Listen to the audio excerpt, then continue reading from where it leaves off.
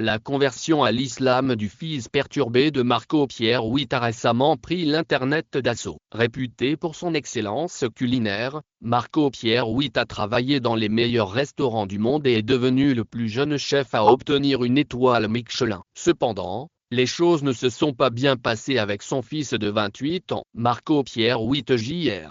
a coûté à son père, le célèbre chef, plus d'1 million de livres sterling en frais de rééducation. C'est le résultat d'une longue histoire d'addiction, qui a conduit à près de 17 séjours en cure de désintoxication. Un montant stupéfiant de 80 000 livres par mois a été dépensé pour sa cure de désintoxication à Malibu, et 27 000 livres par semaine pour les cures de désintoxication de Priory dans le à Kensington et dans l'Utah. Il n'a pas pu vaincre la force de sa dépendance. Il a ensuite été envoyé en prison. La star de Celebrity Big Brother semble être sortie de prison complètement clean. Dans cette vidéo, nous allons voir ce qui a pu pousser Marco Jr.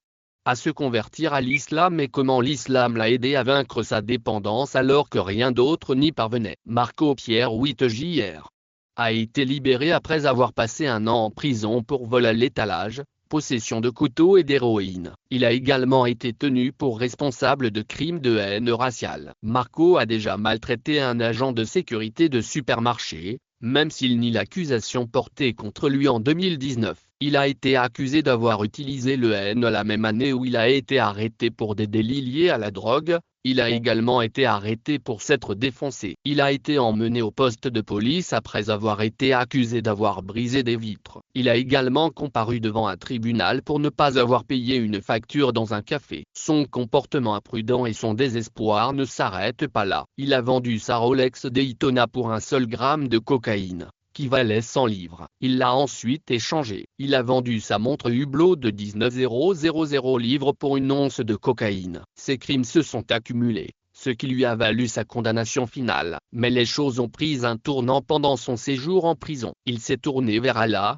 jurant de ne plus jamais toucher à la drogue. La vie en prison lui a ouvert les yeux. Il s'est rendu compte de la chance qu'il avait et du fait qu'il était en train de tout gâcher. Pur Witt Jr. a avoué: l'islam m'a aidé à m'en sortir. Cette prise de conscience est intervenue après des années de lutte pour rester abstinent. Sa conversion à l'islam a toutefois été soutenue par le père de son chef.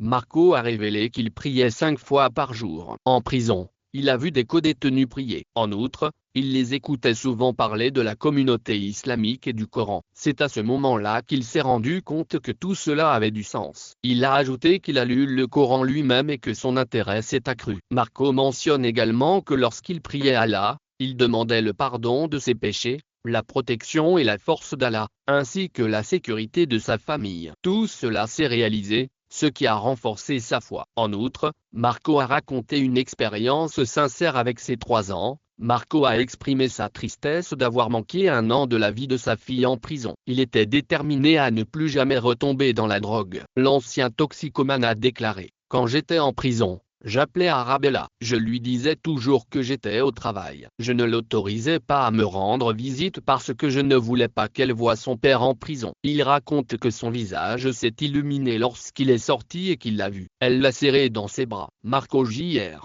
a insisté sur le fait que sa fille est son univers et qu'il ne la laissera pas souffrir plus longtemps. La frustration a eu raison de lui, et son bras gauche porte des cicatrices et des coupures dues à ses tentatives d'automutilation. Il a également été placé sous surveillance, entouré de meurtriers, de violeurs et de petits délinquants. Marco était dévasté. Il décrit la prison comme un asile de fous où les gens crient et hurlent toute la nuit, un endroit terrifiant. Cet endroit était un cauchemar pour lui, qui le tenait éveillé toute la nuit. Son anxiété montait en flèche. Il se souvient de la chance qu'il a eue à Chelsea.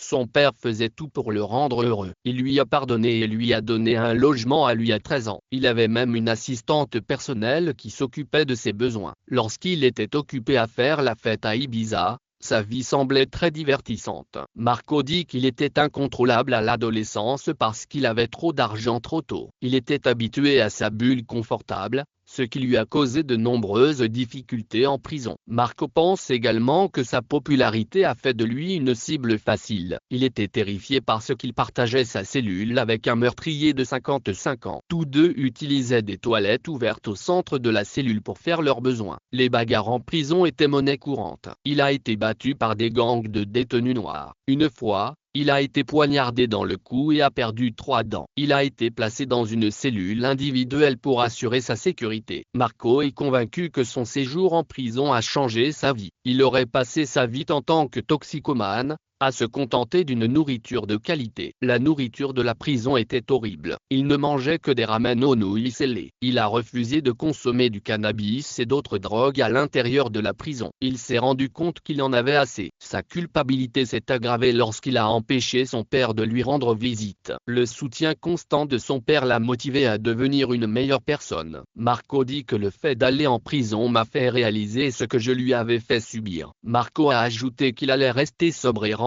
son père fier de lui. La prison est une bénédiction déguisée pour Marco. La peine a été bien purgée. Il va faire ses preuves. Marco a l'intention de suivre les traces de son père et de travailler dans l'entreprise familiale en tant que chef cuisinier. Il va faire bon usage de son talent. Cette histoire nous montre que Dieu fait traverser des épreuves à ceux qui se sont égarés pour qu'ils retrouvent le droit chemin. Pour Marco, le plus important est de retrouver une vie normale avec Jim, les prières et sa fille. C'est tout pour l'instant. N'oubliez pas de nous donner un coup de pouce si vous aimez la vidéo. Votre avis nous intéresse et nous aimerions vous entendre dans les commentaires. Restez à l'écoute jusqu'à ce que nous nous rencontrions à